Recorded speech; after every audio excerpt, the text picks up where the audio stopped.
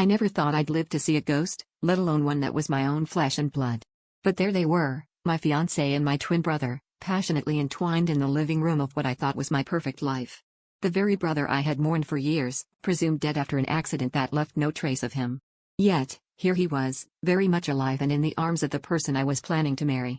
My mind couldn't process the betrayal fast enough. How long had this been going on? How could they do this to me?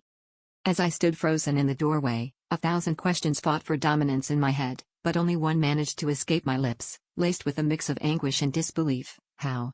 My fiancé pulled away, shock and guilt written all over their face, while my brother, my supposed dead brother, had the audacity to look relieved.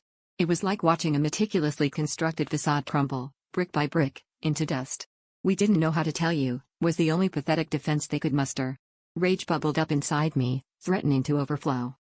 The room seemed to close in on us, the air thick with tension and confusion.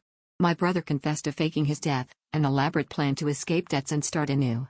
My fiancé, having discovered his secret, had been drawn into his tangled web, first out of sympathy, then something more. They claimed it wasn't planned, that they hadn't meant to hurt me, but their words felt as hollow as the life I'd been living. I could see now how I'd been so blissfully unaware, blindly trusting, never questioning the strange coincidences, the late nights, the whispered phone calls I naively dismissed.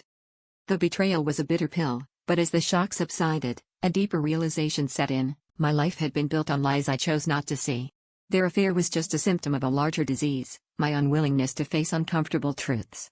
I walked out of that room not just to get away from them, but to confront the part of me that had let this happen. As I closed the door on their frantic apologies, I understood that the real betrayal was mine, betraying myself by ignoring the signs, by choosing comfort over confrontation. This wasn't just an ending, it was a brutal, necessary awakening.